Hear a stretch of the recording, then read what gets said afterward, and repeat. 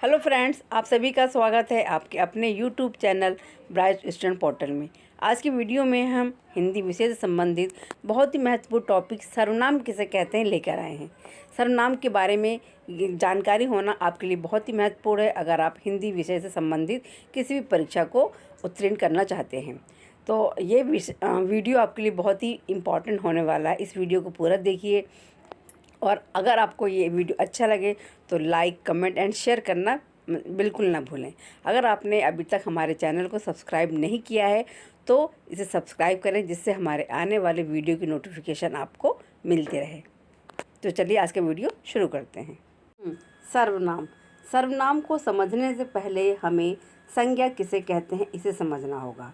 अगर आप लोगों ने अभी तक मेरा वो वीडियो जिसमें संज्ञा किसे कहते हैं उसके बारे में डिटेल जानकारी दी गई है नहीं देखा है तो डिस्क्रिप्शन बॉक्स में उसका लिंक दिया गया है, उसे आप जाकर पहले देख लीजिए। जब आपको संज्ञा समझ में आ जाएगा तब सर्वनाम भी आपको आसानी से समझ में आ जाएगा। तो चलिए इस वीडियो में हम सर्वनाम को समझते हैं। पहले दिया गया है कि सर्वनाम की परिभाषा। जो शब्द संज्ञा के नामों की जगह प्रयुक्त होते हैं उसे सर्वनाम कहते हैं। अब इसके लिए हमें पहले संज्ञा मालूम होनी चाहिए। संज्ञा किसे कहते हैं? संज्ञा किसी व्यक्ति, वस्तु, प्राणी या स्थान के नाम को संज्ञा कहते हैं। लेकिन जब हम उन नामों का इस्तेमाल ना करके उनकी जगह पर कुछ दूसरे शब्दों का प्रयोग करते हैं तब उसे ही सर्वनाम कहते हैं। यहाँ पे आपकी कई सारी डेफिनेशन दी गई है जिन्हें आप पढ़ सकते हैं और जो आपको आसान लगे उसे आप याद भी कर सकते हैं। भाषा को प्रभावशाली और रुचिकर बनाने के लिए, यानी अगर हम हर जगह संज्ञा का ही इस्तेमाल करें और वो बार बार रिपीट हो तो उससे क्या है, भाषा बहुत ही बोरिंग हो जाती है और उसमें सुनने में या बोलने में मज़ा भी नहीं आता। तो भाषा को और रोचक और प्रभावशाली बनाने के लिए भी सर्वनाम का इस्तेमाल किया जाता है। यहाँ पर सर्वनाम के कुछ उदाहरण दिए गए हैं, जैसे सीता ने कहा। ठीक है, तो यहाँ पर सीता ने कहा, सीता क्या है? एक संज्ञा है। सीता एक संज्ञा है। तो यहाँ पर सीता कह रही है, क्या कह रही है? मैं तुम्हें पुस्तक दूंगी। तो यहाँ पर मैं, अब यहाँ पर देखिए पहले तो सीता यूज़ हुआ है लेकिन बाद में मैं यूज़ हुआ है। अब यहाँ पर हम ये समझ सकते हैं कि जो मैं यूज़ हुआ है ये किसकी जगह पर यूज़ हुआ है? सीता की जगह पर, क्योंकि सीता ने कहा, क्या कहा सीता ने? मैं तुम्हें पुस्तक दूंगी। तो मैं कौन यहाँ पर है? सीता है। तो सीता पुस्तक देगी। तो हमने इसके दूसरे वाक्य में यानी कि सीता की जगह पर मैं का इस्तेमाल किया है। तो जो मैं है यहाँ पर ये क्या कहलाएगा? सर्वनाम, क्योंकि ये संज्ञा के जगह पर इस्तेमाल हुआ है। दूसरा एग्जाम्पल हम देख लेंगे। सीता ने गीता से पूछा। अब यहाँ देखिए सीता और गीता ये दोनों क्या हैं? संज्ञा, क्योंकि ये किसी इंसान के नाम है यानी व्यक्ति के नाम है। तो यहाँ पे सीता गीता दोनों क्या हैं? संज्ञा हैं। अब आगे क्या है? तुम मेरे साथ बाजार चलोगी, यानी सीता ने गीता से पूछा, क्या पूछा? तुम मेरे साथ बाजार चलोगी। देखिए दूसरे वाले वाक्य में यहाँ पर तुम यूज़ हुआ है और मेरे यूज़ हुआ है, सीता और गीता नहीं।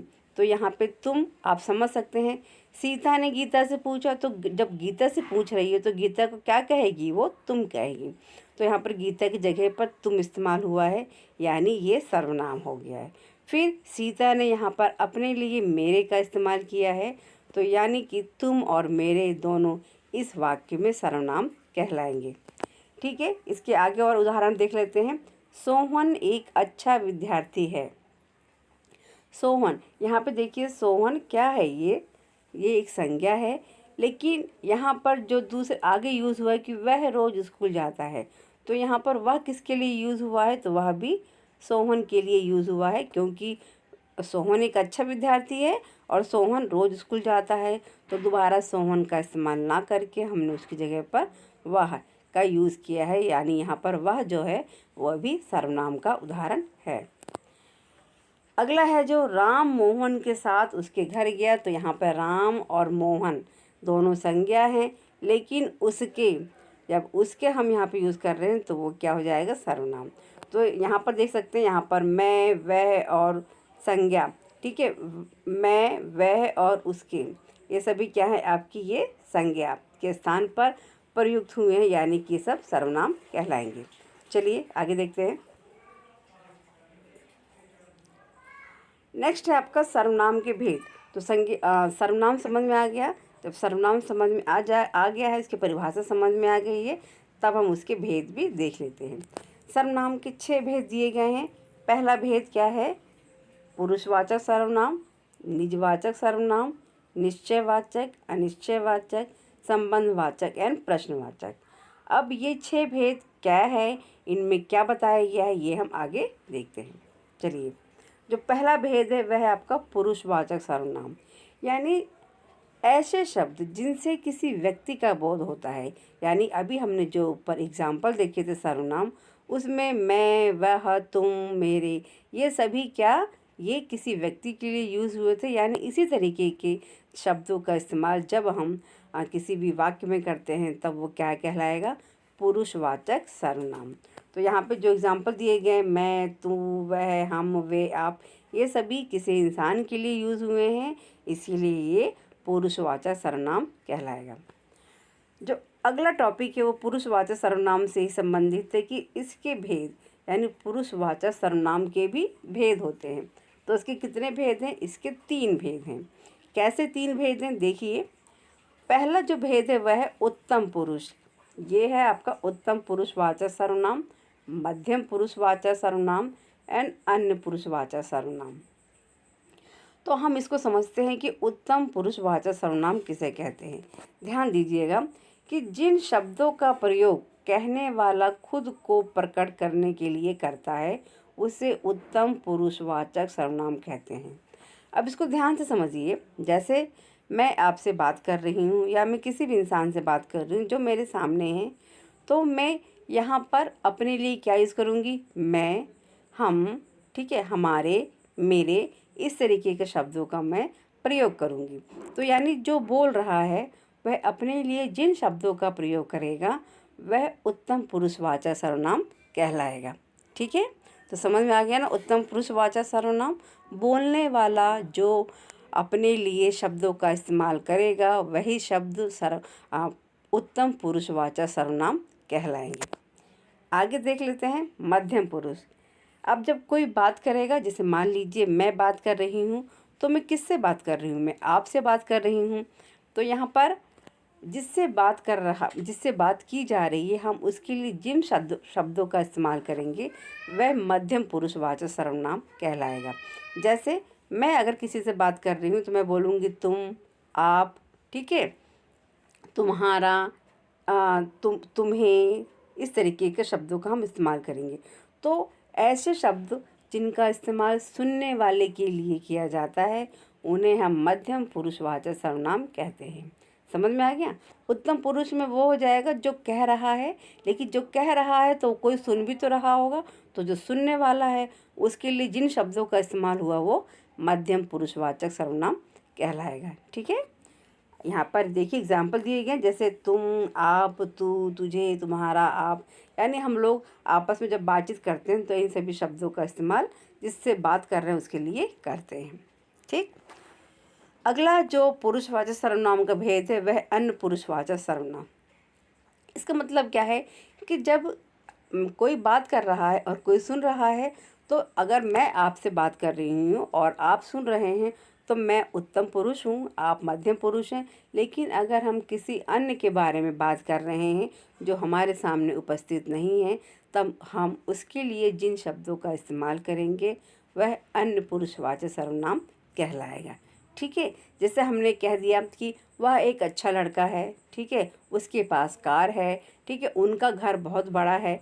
तो जब हम इस तरीके का इस्तेमाल कर रहे हैं, तो यहाँ पर ये जो उनका, वह या वे है, ये ना तो मेरे लिए यूज़ हुए हैं, ना आपके लिए इस्तेमाल हुए हैं, बल्कि ये किसी अन्य पुरुष के लिए, यानी किसी अन्य व्यक्ति के लिए यूज़ हुए हैं। इसीलिए इसे अन्य पुरुषवाचक सर्वनाम कहते हैं। ठीक है, नेक्स्ट जो है वो है आपका निजवाचक सर्वनाम। यानी पहला भेद हमने क्या पढ़ा था? पुरुषवाचक सर्वनाम। दूसरा भेद क्या है? निजवाचक सर्वनाम। निज शब्द का अर्थ होता है, देख लेते हैं इसको हम, अपना, और वाचक का अर्थ होता है बोध। यानी कि अपनेपन का बोध। ऐसे शब्द जिनसे अपनेपन का बोध होता है उन्हें हम निजवाचक सर्वनाम कहते हैं। जैसे मान लीजिए कि अगर मैं ये कहती हूँ कि हाँ मैं अपना काम स्वयं करती हूँ, या आप अपना काम खुद करते हैं, आप अपनी पढ़ाई अपने आप करते हैं, तो यहाँ पर देखिए अपने आप, खुद, स्वयं, ये हम जिसके लिए बोल रहे हैं उसी के लिए ही वो यूज़ हो रहा है। जैसे अगर मैं आपके लिए कह रही हूँ कि आप अपना काम अपने आप करते हैं, या आप अपना खाना स्वयं बनाते हैं, आप अपनी पढ़ाई खुद करते हैं, तो यहाँ पे खुद और अपने आप ये किसके लिए यूज़ हुआ है? आपके लिए यूज़ हुआ है। ठीक है, तो यहाँ पर ऐसे शब्द जो मतलब कि किसी की निजता का बोध कराते हैं, यानी जिसके बारे में बात की जा रही है उसी से रिलेटेड है, यहाँ पे वो निजवाचक सर्वनाम कहलाएगा। जैसे हम बोल रहे हैं कि मोहन अपना काम स्वयं कर लेता है, तो यहाँ पे देखिए स्वयं स्वयं किसके लिए यूज़ हुआ है? यहाँ पे मोहन के लिए यूज़ हुआ है। तो स्वयं, अपने आप, खुद, ठीक है। वह जैसे हम बोले कि मोहन का अपना निजी घर है, तो यहाँ पे निजी यानी निजी निजी किससे रिलेटेड हो गया? मोहन से रिलेटेड हो गया। तो यहाँ पे जो सारे यहाँ पे शब्द दिए गए हैं, जैसे ठीक है, तुम, अपने आप, आप, निजी, खुद, ये सारे कैसे शब्द हैं? ये निजवाचक सर्वनाम के उदाहरण हैं। चलिए अगला जो आपका भेद है वह है निश्चयवाचक सर्वनाम। यानी जिन शब्दों से किसी व्यक्ति, वस्तु अथवा घटना की और निश्चयात्मक रूप से संकेत करे उसे निश्चयवाचक सर्वनाम कहते हैं। यानी ऐसे शब्द जिनसे किसी भी चीज़ की निश्चितता का बोध हो, यानी कन्फर्म है वो चीज़, ठीक है, उसका बोध होता है, उसे हम निश्चयवाचक सर्वनाम कहते हैं। जैसे कि वह मेरा गांव है, यह मेरी पुस्तक है, ये सेब है। तो यहाँ पर देखिए हम इशारा कर रहे हैं, यहाँ पर देखिए क्या दिया गया? संकेत करता है। तो जब हम बोल रहे हैं कि ये मेरा मोबाइल है, ठीक है, ये मेरी पेंसिल है, वह उसका घर है, तो यहाँ पर हम इशारा करते हुए कह रहे हैं कि हाँ यह मेरा मोबाइल है, वह उसका घर है, यह मेरा गांव है, ये किताबें हैं, ठीक है, वे लोग हैं। तो यहाँ पर यह, वह, वे, ये सब क्या है? ये निश्चयवाचक सर्वनाम हैं। यानी तो इसका मतलब क्या हो गया कि जिन शब्दों से किसी व्यक्ति, वस्तु अथवा घटना की और निश्चयात्मक रूप से संकेत करा जाता है उसे निश्चयवाचक सर्वनाम कहते हैं। तो इनके उदाहरण यहाँ पर हैं यह, वह, वे, ये। समझ में आया? तो इन्हें आप अच्छे से पढ़ लीजिएगा और ये जो एग्जाम्पल है वो भी देख लीजिए। अब निश्चयवाचक सर्वनाम के भी दो भेद हैं, ठीक है। कैसे दो भेद हैं? एक है निकटवर्ती, दूसरा है दूरवर्ती। सीधी सी बात है, जब हम कोई पास में वस्तु रखी है और उसके बारे में संकेत कर रहे हैं कि यह मेरा मोबाइल है, जैसे ये मोबाइल मेरे पास है तो मैं क्या कह रहा हूँ कि यह मेरा मोबाइल है, तो ये निकट है, ये कैसा है? मेरे बहुत पास है, इसीलिए किया हो जाएगा निकटवर्ती निश्चयवाचक सर्वनाम। अगर मैं बोल रही हूँ कि वह, ठीक है, तो वह थोड़ा दूर हो गया, तो यहाँ पर वह दूरवर्ती सर्वनाम निश्चयवाचक सर्वनाम में आ जाएगा। यही चीज़ यहाँ पर दिया गया, आप इसको पढ़ लीजिए। निकटवर्ती में क्या है? जो शब्द निकट या पास वाली वस्तुओं का निश्चित रूप से बोध कराते हैं उन्हें निकटवर्ती निश्चयवाचक सर्वनाम कहते हैं। एग्जाम्पल दिया गया है, जैसे मैंने बोल दिया यह, ठीक है, ये। तो यहाँ पे देखिए यह तो सिंगुलर हो गया, यानी एक वचन के लिए यूज़ होता है, और जो ये है, ये यानी ये आपका बहुवचन के लिए यूज़ हुआ है। यानी कि ये है तो निकटवर्ती निश्चयवाचक, लेकिन ये बहुवचन के लिए और ये एक वचन के लिए यूज़ हुआ है। जैसे हम इंग्लिश में दिस, ठीक है, दिस और दीज का इस्तेमाल करते हैं पास के लिए, दैट और दोज का इस्तेमाल करते हैं दूर के लिए। तो दिस और दैट ये सिंगुलर के लिए यूज़ होता है, और दीज एंड दोज ये प्लूरल के लिए यूज़ होता है। सेम वही चीज़ यहाँ पर हिंदी में भी है, ठीक है। अब यहाँ देखिए दूर के लिए, यानी वह, दूर के लिए आपका क्या हो जाएगा? वह, ठीक है, वे। तो यहाँ पे वह क्या हो जाएगा आपका? ये दूर के लिए, लेकिन सिंगुलर के लिए है, यानी एक वचन के लिए है, और वह ये क्या है? प्लूरल के लिए, यानी ये बहुवचन के लिए। मगर ये कैसे हैं? ये दूर के लिए यूज़ किया गया है। अगला जो सर्वनाम है वो है अनिश्चयवाचक सर्वनाम। अभी तक हमने कितने सर्वनाम पढ़े हैं, फिर से एक बार देख लेते हैं। पहला सर्वनाम क्या था? पुरुषवाचक सर्वनाम। फिर हमने क्या पढ़ा? उसके बाद हमने पढ़ा निश्चयवाचक सर्वनाम, ठीक है। और हमने एक और क्या पढ़ा था यहाँ पे? निजवाचक सर्वनाम। तो हम 3 सर्वनाम पढ़ चुके हैं। कौन कौन से? पुरुषवाचक, निजवाचक एंड निश्चयवाचक। अब जो अगला सर्वनाम है वो है आपका अनिश्चयवाचक। जैसे नाम से ही पता लग रहा है कि अनिश्चय, यानी इसमें कुछ भी कन्फर्म नहीं है, कुछ भी निश्चित नहीं है। तो ऐसे शब्द जिनसे किसी व्यक्ति, वस्तु आदि का निश्चय पूर्वक बोध नहीं होता है, यानी कोई भी कन्फर्मेशन नहीं कि हाँ ये चीज़ है, तो हम इसके लिए भी कुछ शब्द यूज़ करते हैं। तो उन्हीं शब्दों को हम अनिश्चयवाचक सर्वनाम कहते हैं। जैसे एग्जाम्पल है यहाँ पे कोई, कुछ, किसी, कौन, ये सारे आपके किसके हैं? अनिश्चयवाचक सर्वनाम के। अब इसका एग्जाम्पल देख लेते हैं। जैसे हम बोलते हैं कि दरवाजे पर कोई खड़ा है, ठीक है। कोई घंटी बजा रहा है, कुछ लोग वहाँ खड़े हैं, या हम ये बोल दें कि पानी में कुछ गिरा है। तो यहाँ पे पानी में गिरा तो है, लेकिन क्या गिरा ये कंफर्म नहीं है। समझ में आ रहा है? कोई चीज़ कंफर्म नहीं है कि हाँ, मैंने बोला कि दरवाजे पर कोई खड़ा है, तो कोई खड़ा है, लेकिन वो कौन खड़ा है हमें नहीं पता है। तो ऐसे शब्द जिनसे कोई भी निश्चित व्यक्ति या वस्तु का बोध नहीं हो रहा है, कोई खड़ा है, पता नहीं कौन खड़ा है, हम नहीं जानते। तो और पानी में कुछ गिर गया, दूध में कुछ पड़ा हुआ है, नहीं मालूम क्या पड़ा है। तो इन सब ऐसे शब्दों को हम क्या कहेंगे? अनिश्चयवाचक सर्वनाम, ठीक है। जैसे हम बोल दें कि अच्छा ये किताब लो, किसी को दे दो। अब किसको देना है वो नहीं मालूम है, तो ये भी आपका हो जाएगा अनिश्चयवाचक में। तो इस तरीके जब आप सेंटेंस बोलेंगे, वाक्य प्रयोग करेंगे, तो आपको खुद समझ में आ जाएगा कि हाँ, ये जो शब्द यूज़ हुआ है ये किस तरीके का है, ये अनिश्चयवाचक सर्वनाम का उदाहरण है, ठीक है। चलिए, जो अगला है हमारा वो क्या है? संबंध। जैसे कि नाम से पता है कि संबंध, यानी ऐसे शब्द जिनसे संबंध का बोध होता है, ठीक है। इसका हम देख लेते हैं, इसका परिभाषा क्या है? जिन शब्दों से परस्पर संबंध का पता चले उसे संबंधवाचक सर्वनाम कहते हैं।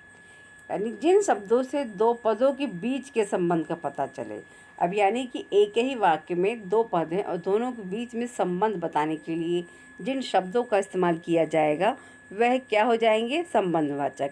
अब इसका उदाहरण देख लेते हैं हम। जैसे कि हम बोलते हैं जो जैसा करेगा वैसा भरेगा। तो यहाँ पे देखिए, जो जैसा करेगा एक पद हो गया, वैसा भरेगा दूसरा पद हो गया। तो यहाँ पे जैसा और वैसा दोनों शब्द जो हैं वो दोनों पदों के बीच में संबंध स्थापित कर रहे हैं।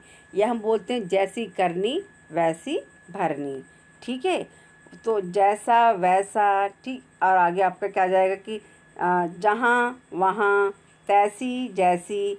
तो जैसे हम बोलते थे कि जहाँ चाह वहाँ राह। तो यहाँ देखिए, जहाँ और वहाँ दोनों क्या हैं? ये भी संबंधवाचक सर्वनाम के उदाहरण हैं। तो जैसी वैसी, जैसा वैसा, जितना उतना, ठीक है। जैसे कि अब बहुत सारे एग्जाम्पल भी हो सकते हैं। आप जब शब्दों को यूज़ करते हैं तो आपने इन सभी शब्दों का यूज़ तो ज़रूर किया होगा, भले ही आपको पता ना हो कि ये जो शब्द है वो किसके अंतर्गत आते हैं। तो जिन शब्दों का हमने यहाँ पर इस्तेमाल किया है ये सभी संबंधवाचक सर्वनाम के उदाहरण हैं, ठीक है। तो हमारे ये 5 भेद हो गए हैं। जो सर्वनाम का सबसे आखिरी भेद है वह है प्रश्नवाचक। नाम से ही पता है कि प्रश्न, यानी कि ऐसे शब्द जिनसे प्रश्न पूछे जाते हैं, जिनका प्रयोग प्रश्न पूछने के लिए किया जाता है, उन्हें हम प्रश्नवाचक सर्वनाम कहते हैं, ठीक है। तो सीधी सी बात है, आप सभी लोग जानते हैं कि प्रश्न पूछने के लिए हम किन शब्दों का इस्तेमाल करते हैं।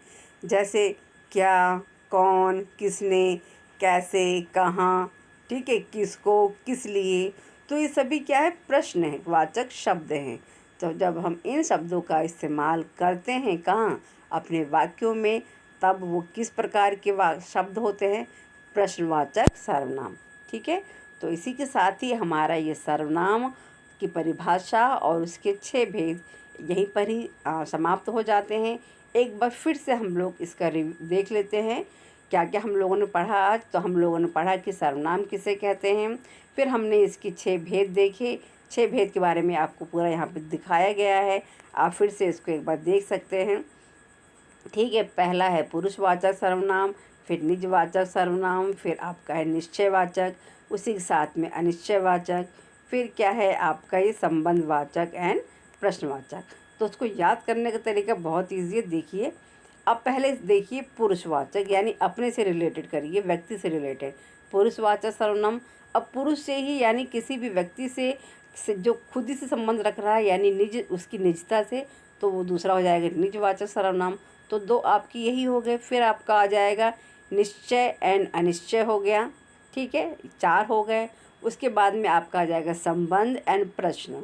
तो अगर आप इसी सीक्वेंस से याद रखेंगे ये सर्वनाम के भेद तो आप कभी नहीं भूलेंगे, क्योंकि जब सीक्वेंस से हम कोई चीज़ याद करते हैं तो हम उसके नंबर के अकॉर्डिंग कि हाँ फर्स्ट नंबर पे ये, सेकंड पे ये है, इस तरीके से हम उसको याद कर लेते हैं और फिर हम कभी भी नहीं भूलते हैं। तो आज की वीडियो में इतना ही। आई होप आपको ये वीडियो अच्छा लगा होगा, लेकिन अगर अच्छा लगा तो मुझे कमेंट करके ज़रूर बताइए। आज की वीडियो में इतना ही, धन्यवाद।